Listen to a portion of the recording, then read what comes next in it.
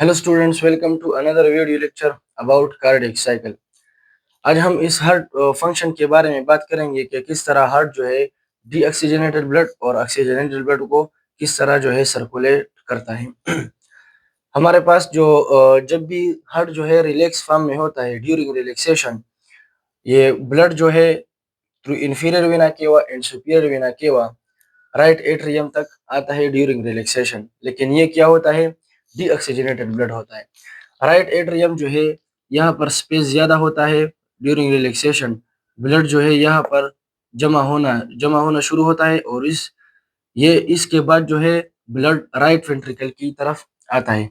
From right atrium to right ventricle through tricuspid valve. यहाँ पर जो रिलैक्सेशन के दौरान ट्राइकस्पिड वाल है वो ओपन होता है। यहाँ पर जो है राइट साइड की जो रिलैक्सेशन है वो कंप्लीट होता है। यहाँ पर ब्लड जो है वो कलेक्ट हुआ, जमा हुआ। अब जो है कंट्रैक्शन होगा। कंट्रैक्शन जो है हमारे पास क्या होगा, जब भी कंट्रैक्शन होगा तो पल्मोनरी वॉल, जिसे हम सेमिलुनर वॉल भी कहते हैं, इसके थ्रू हमारे पास पल्मोनरी आर्टरी में ब्लड ट्रांसफर होगा लंग्स को।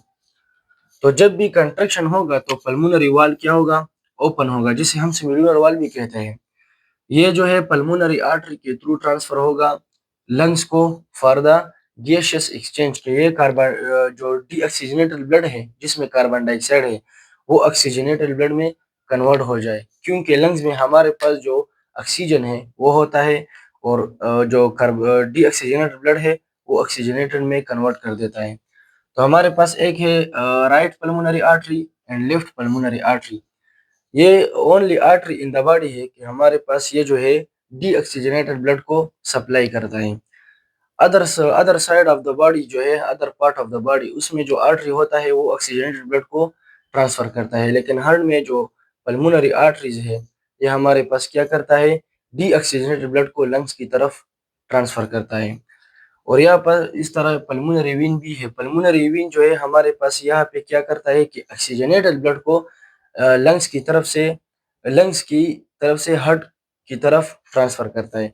लेकिन जब अदर बॉडी पार्ट्स को देखे उसमें जब वेन होता है तो वो ओनली जो है डीऑक्सीजनेटेड ब्लड को ट्रांसफर करता है। तो यहाँ पर जो फंक्शन है आर्टरी और वेन के, ये डिफरेंट है from the other parts of the body.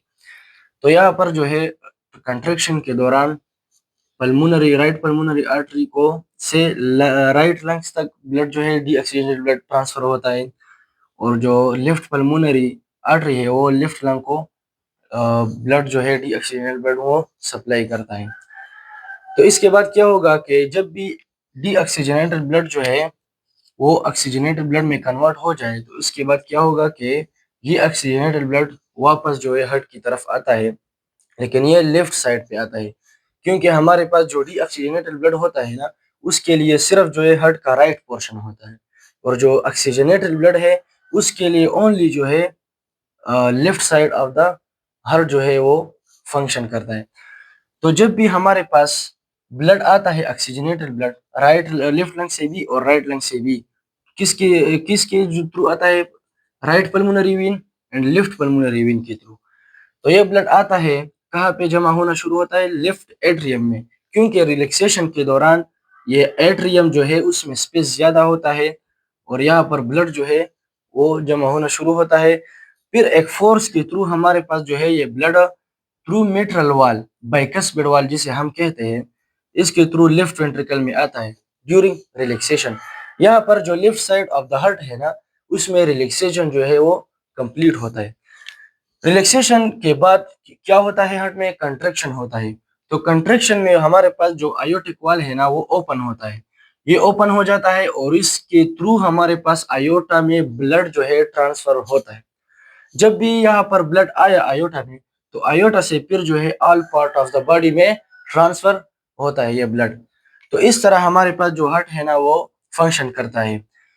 Right atrium तक आता है, राइट एट्रियम से राइट वेंट्रिकल से थ्रू पल्मोनरी वाल से मिलुनर वाल ये ओपन होता है। Right pulmonary artery, left pulmonary artery and right pulmonary artery lungs की तरफ जाता है। लंग्स में डीऑक्सीजनेटेड ब्लड ऑक्सीजनेटेड ब्लड में कन्वर्ट हो जाता है।